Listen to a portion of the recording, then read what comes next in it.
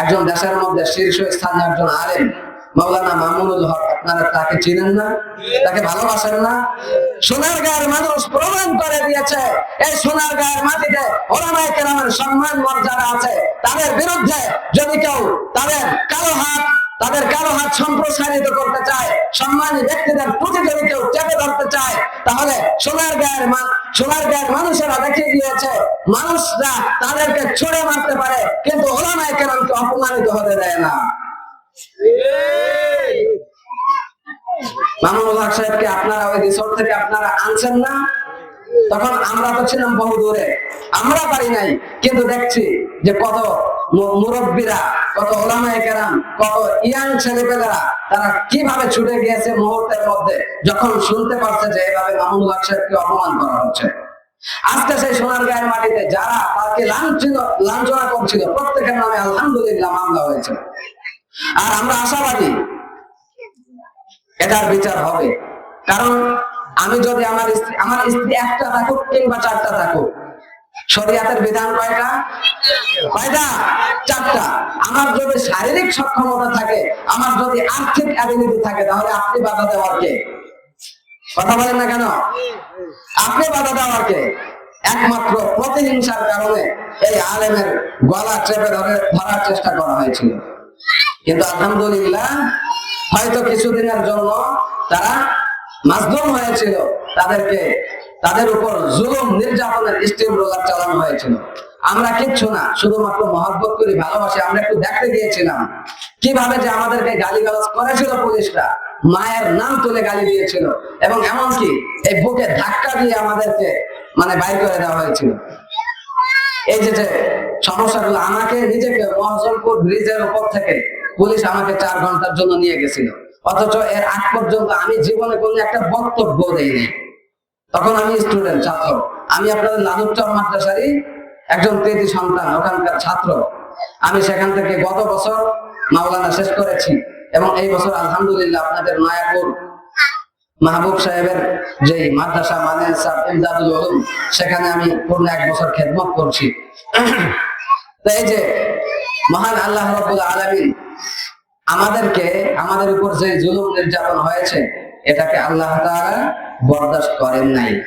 দুনিয়াতে তো করেন নাই, আখিরাতেও ইনশাআল্লাহ করবেন না। সত্যের বিজয় হবেই, ইসলামের বিজয় হবেই, কোরআনের বিজয় হবেই। তো আমরা যারা এই কোরআন আমাদেরকে শোনায়, যাদের মাধ্যমে আমরা কোনটা সঠিক কোনটা বেঠিক নিজের সবকিছু আমরা খুঁজে পাই, এই যারা আমাদেরকে এই নির্দেশগুলো দেন এবং নিষেধ করেন বিভিন্ন অপকর্ম এবং খারাপ কাজ থেকে, তো তারা হচ্ছে ওলামায়ে উম্মত, আলেম ওলামা। তো আলেম ওলামা যেহেতু কোরআন জানেন, তারা পড়তে জানেন, বলতে জানেন, তারা মানেন, তো তাদেরকে সম্মান করা আমাদের ইমানি দায়িত্ব না? ইমানি দায়িত্ব কিনা? ইমানি দায়িত্ব। তবে হ্যাঁ, আমাদের বাঙালিদের আরেকটা রোগ আছে। রোগ হচ্ছে এই যে আজকে ধরেন আমারে মাহফিলের জন্য নিয়ে আসছেন, আমাকে যথেষ্ট সম্মান করবেন, 100-তে 100। কিন্তু যে আলেম যারা আপনাদেরকে সদা সর্বদা দিক নির্দেশনা দিতে থাকেন, ভাই এটা ভালো, এটা মন্দ, এটা করবেন, এটা করবেন না, নিজ মসজিদ মহল্লার ইমাম সাহেব গুলো, তাদেরকে কিন্তু আমরা খুবই অবহেলা করি। এটা কিন্তু আপনি মানলেও সত্য, না মানলেও সত্য, ঠিক কিনা? তো ওলামায়ে কেরাম তারা যেমনই হোক, তাদের বিচার কিন্তু আল্লাহ তাআলা পর্দার আড়ালে করবেন। যদি তারা একান্ত অপরাধী হয়েই থাকে, আল্লাহ তাআলা তাদেরকে পর্দার আড়ালে বিচার করবেন। আপনার আমার সামনে তাদের ইজ্জত কাল কিয়ামতের ময়দানে আল্লাহ তাআলা ধুলোয় মিশিয়ে দিবেন না, এই ইজ্জতকে আল্লাহ তাআলা রাখবেন। তাহলে বুঝলাম, একজন গুনাহগার আলেম, পাপিষ্ঠ আলেম, তার বিচার আল্লাহ তাআলা আমি আপনি সাধারণ মানুষের সামনে করবেন না। অতএব আলেমদের সমালোচনা আমরা করতে পারি না। করবো আমরা? কখনো করবো না ইনশাআল্লাহ, ঠিক আছে তো? আলেম ওলামাদের সমালোচনা করবো না। দেখেন হাদিসের মধ্যে রাসূল সাল্লাল্লাহু আলাইহি ওয়াসাল্লাম কি বলেন? খায়রুকুম মান তাআল্লামাল কুরআনা ওয়া আল্লামা। শুনে রাখো, তোমাদের মধ্যে সর্বোত্তম হচ্ছে ওই ব্যক্তি যারা কোরআনুল কারীম শিক্ষা করে এবং অপরকে শিক্ষা দেয়। সুবহানাল্লাহ। সম্মানিত মুসলমান, আমার সামনে উপবিষ্ট মুরব্বিয়ান আযম এবং ছোট ছোট বাচ্চা কাচ্চারা, আমরা সকলে এখান থেকে এই মেসেজটা নিয়ে যাব যে মহান আল্লাহ রাব্বুল আলামিন কোরআনুল কারীম আমাদের উপর অবতীর্ণ করেছেন, আমাদের প্রিয় নবী হযরত মুহাম্মদ সাল্লাল্লাহু আলাইহি সাল্লামের উপর অবতীর্ণ করেছেন শুধুমাত্র তেলাওয়াতের জন্য নয়, শুধুমাত্র ঘরের মধ্যে রেখে দেওয়ার জন্য নয়। এই কোরআনুল কারীম যেভাবে তেলাওয়াত করতে হবে, পাঠ করতে হবে, ঠিক একই ভাবে এই কোরআনুল কারীম অনুযায়ী নিজের ব্যক্তি জীবন, সামাজিক জীবন এবং রাষ্ট্রীয় জীবন পরিচালনা করতে হবে। যে সকল ব্যক্তিরা এই কোরআনুল কারীমের শিক্ষা দেয় এবং অপরকে শিক্ষা দেয় তাদেরকে বলা হয়েছে খায়রুকুম মান তাআল্লামাল কুরআনা ওয়া আল্লামা। তারা হচ্ছে গোটা পৃথিবীর মধ্যে সর্বশ্রেষ্ঠ মানুষ। অপর এক হাদিসের মধ্যে রাসূলুল্লাহ সাল্লাল্লাহু আলাইহি ওয়াসাল্লাম বলেন, ইকরাউল কুরআন ফাইন্নাহু ইয়াতি ইয়াউমাল কিয়ামাতি শাফিআন লিআসহাবিহি। যে ব্যক্তি দুনিয়াতে কোরআনুল কারীম তেলাওয়াত করত, সেই ব্যক্তিকে এই কোরআনুল কারীম কাল কিয়ামতের ময়দানে তার জন্য সুপারিশকারী হবে। সুবহানাল্লাহ। মহান আল্লাহ রাব্বুল আলামিন হাদিসের মধ্যে রাসূলুল্লাহ সাল্লাল্লাহু আলাইহি ওয়াসাল্লামের মাধ্যমে বলেন, পৃথিবীর বুকে যদি ঈর্ষা করার মতো কোনো বস্তু থাকে তাহলে ঈর্ষা করার মতো মাত্র দুটি বস্তু রয়েছে। এক নম্বর হচ্ছে যে ব্যক্তি কোরআন জানে, সে কোরআন জাননেওয়ালা, সে নিজেকে ঈর্ষান্বিত করতে পারে, সে নিজের উপর ঈর্ষা করতে পারে, অন্য মানুষের উপরে সে নিজেকে গর্ববোধ করে সে কথা বলতে পারে। আর দুই নম্বর হচ্ছে যে ব্যক্তিকে মহান আল্লাহ রাব্বুল আলামিন অনেক ধন সম্পদ দিয়েছে এবং সে দিনে রাতে তা মহান আল্লাহ রাব্বুল আলামিনের পথে ব্যয় করে থাকে। তো পৃথিবীর মধ্যে যদি কোন ব্যক্তির ঈর্ষা করার বা অহংকার করার কিংবা দাম্ভিকতা প্রদর্শন করার যদি অধিকার থাকে তাহলে রাসূলুল্লাহ সাল্লাল্লাহু আলাইহি ওয়াসাল্লাম এই দুই শ্রেণীর ব্যক্তিকেই পারমিশন দেন।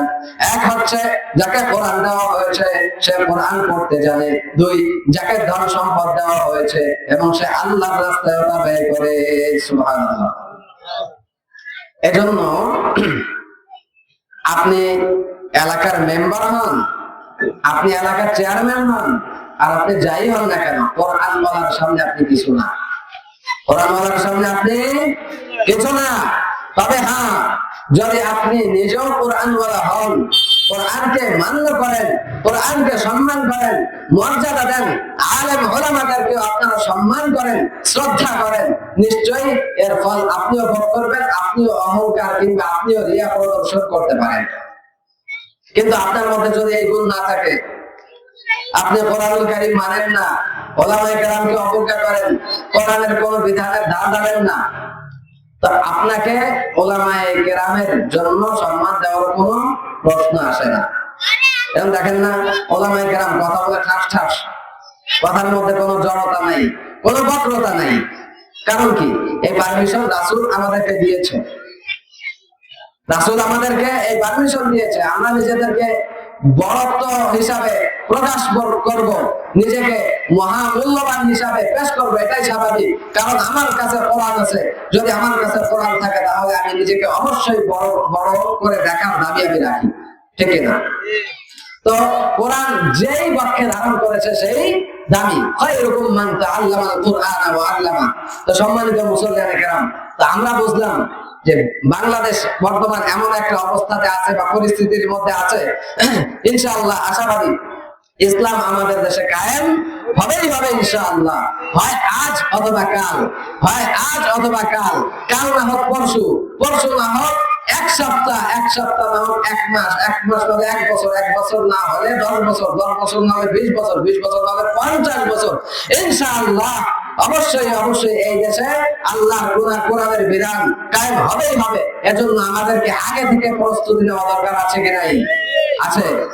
এখন যদি ধরেন কোরআনের যে বিধানগুলো আমাদের কাছে মনে হয় একটু শক্ত বা কঠিন, কিন্তু দেখেন যদি আজকে সমাজের মধ্যে কোন একটা চুরির ঘটনা ঘটে এবং সেই চোরকে কোরআনের বিধান অনুযায়ী হাত কেটে দেওয়া হয়, তাহলে এই ইউনিয়নের মধ্যে এমনকি থানার মধ্যে আর চুরি হওয়ার সম্ভাবনা আছে? আর চুরি হবে যদি একজনের হাত কাটে দেয় চুরি করার অপরাধে, তো পুরা থানার মধ্যে সবাই ভীত সন্ত্রস্ত থাকবে না? সবাই ভয় পাবে যে এই কাজ করা যাবে না। যদি কেউ জিনা করে, একজন ব্যক্তিকে যদি হত্যা করা হয়, তাহলে গোটা বাংলাদেশের মানুষ হুঁশিয়ার হয়ে যাবে যে না, এই দেশে জিনা করা যায় না, এই দেশে জিনা করলে দেশে মৃত্যুদণ্ড হয়, ঠিক কিনা? তো একটা কঠিন শাস্তি হলে 10 জন ভালো হয়, আর শাস্তি শিথিল থাকলে এটা বারবার হইতে থাকে, ঠিক কিনা? চোর যে তার ইহকালেও লাঞ্ছনা, যদি সে প্রমাণিত হয় যে চুরি করছে, তাহলে কেউ সম্মান করে, চুমা দেয়, থাপড়ায় থাপড়ায় না, জুতার মালা দেয় না, থুথু দেয় না, দেয়। এমনকি দেখছি আমি নিজেও কারেন্টের খুঁটির সাথে বাইন্দা থুথু দিতেছে, তারপরে জুতা নিক্ষেপ করতেছে। তো চুরি এমন একটা জিনিস যেটা আমাদের ইসলাম ধর্ম সমর্থন করে না। কোন অন্যায়কে ইসলাম সমর্থন করে না, কারণ অন্যায় যেটা সেটা দুনিয়াতেও লাঞ্ছনাকর, আখিরাতেও লাঞ্ছনাকর। এজন্য আমরা মুসলমান, আমাদেরকে সম্মানী জীবন ধারণ করতে হবে। আর যদি আমরা এই কোরআনের পক্ষে কাজ করি, আল্লাহ তাআলা আমাদের কি বলেন? আল্লাহ তাআলা বলেন, হুয়াল্লাযী আরসালা রাসূলাহু বিল হুদা ওয়া দীনিল হক লিইয়ুযহিরাহু আলা দ্দীনি কুল্লিহি ওয়ালাউ কারিহাল মুশরিকুন। এখনই দেখেন 1 মিনিট। তো আল্লাহ তাআলা বলেন তিনি এই ধর্মকে বিজয় হিসাবে দেখতে চান, বিজয় ধর্ম হিসাবে দেখতে চান। তো তিনি যে বিজয়ী হিসাবে দেখতে চান, তো এখানে আমাদের কিছু কাজ করা লাগবে। কি কাজ? আল্লাহ তাআলা বলেন, ইয়া আইয়ুহাল্লাযীনা আমানু হাল আদুল্লুকুম আলা তিজারাতিন তুনজিকুম মিন আযাবিন আলীম। হে মুমিনগণ, আমি কি তোমাদেরকে এমন একটা ব্যবসার কথা শিখিয়ে দিব, বলে দিব, যে ব্যবসা করলে তোমরা পরকালীন যে মহা শাস্তি, এই শাস্তি থেকে তোমরা মুক্তি পাবে এবং ইসলামকে তোমরা বিজয় করতে পারবে। তো আল্লাহ তাআলা নিজেই জবাব দিচ্ছেন যে তোমরা আল্লাহ ও তার রাসূলের উপর ঈমান আনো, তোমরা আল্লাহ ও তার রাসূলের উপর ঈমান আনো এবং তোমাদের জান ও মালের দ্বারা তোমরা আল্লাহর পথে জিহাদ করো। তো জান ও মালের দ্বারা জিহাদ বলতে দ্বীনের প্রয়োজনে যদি অস্ত্রের মাধ্যমে জিহাদ করতে হয়, তাহলে অস্ত্রের মাধ্যমে, যদি টাকা পয়সা দ্বীনের কোনো খাতিরে প্রয়োজন হয়, যেমন ধরেন আজকে যে আমাদের সামাজিক কবরস্থান, এই কবরস্থানে উন্নয়নমূলক কাজের দরকার আছে নাকি নাই? আছে। এজন্য আমরা আর্থিক ভাবে সহযোগিতা করব। এইভাবে যার যে অ্যাবিলিটি আছে, ইসলামের প্রত্যেকটা সেক্টরে আমরা সাহায্য সহযোগিতা করব। যদি করতে পারি তাহলে আমরা এভাবেই আস্তে আস্তে এই দিনকে বিজয় করতে পারবো। আর যখন দিনকে বিজয় করতে পারবো, মহান আল্লাহ রাব্বুল আলামিন ঘোষণা দেন, তোমাদেরকে 2টা পুরস্কার দিব, একটা হচ্ছে দুনিয়াতে আর একটা আখিরাতে। আল্লাহ তাআলা বলেন, ইয়াগফির লাকুম যুনুবাকুম, ইয়াগফির লাকুম যুনুবাকুম, তোমাদের পাপ রাশি ক্ষমা করে দেব, ওয়া ইয়াদখিলুকুম জান্নাতিন তাজরি মিন তাহতিহাল আনহার, এবং পরকালে তোমাদেরকে এমন এক জান্নাত দেব যেই জান্নাতের তলদেশ দিয়ে নহর প্রবাহিত থাকবে। সুবহানাল্লাহ। এরপরে আল্লাহ তাআলা বলেন, এটা তো বাকিতে, তোমরা তো নগদে বিশ্বাসী, নগদ তোমরা বেশি ভালোবাসো। দ্বিতীয়টি হচ্ছে যে তোমাদেরকে সরাসরি আল্লাহর পক্ষ থেকে সাহায্য করা হবে। সাহায্য কেমন? আর্থিক সাহায্য হতে পারে, আমাদের যে সম্মান দিতে পারেন, রিজিকের ব্যবস্থা করতে পারেন, এবং তোমাদের যে বিজয়, অর্থাৎ দুনিয়াতে যে ইসলাম ধর্মকে বিজয় করতে চান, তো বিজয়ের মাধ্যমে তুমিও একজন বিজয় হিসাবে তুমি আল্লাহ তাআলার কাছে কবুল হবে। সুবহানাল্লাহ। অর্থাৎ আমরা বুঝতে পারি, যদি আমরা ইসলামকে বিজয় করার পক্ষে যে কোনো ক্ষেত্রে আমরা কাজ করি, তাহলে মহান আল্লাহ রাব্বুল আলামিন আমাদের গুনাহ ক্ষমা করে দিয়ে জান্নাত দিবেন এবং দুনিয়াতে আমাদেরকে আর্থিক ধন সম্পদ এবং সম্মান দান করবেন। সুবহানাল্লাহ। এজন্য আমরা তো চাই যে আমরা উভয় জগতে সম্মানী হব, চাই না ইনশাআল্লাহ? আল্লাহ তাআলা আমাদের সকলকে এই যে ছোট্ট ছোট্ট বিক্ষিপ্ত কিছু কোরআন থেকে কথা বললাম, আল্লাহ তাআলা এই অনুযায়ী আমাদের প্রত্যেককে আমল করার তৌফিক দান করুন, এবং যে এই কবরস্থানে যারা শুয়ে আছেন প্রত্যেক কবরবাসীকে আজকের এই কালামে পাকের ওসিলায় আল্লাহ তাআলা সকলকে ক্ষমা করে দিন। আমিন। ওয়া আখিরু দাওয়ানা আলহামদুলিল্লাহি রাব্বিল আলামিন।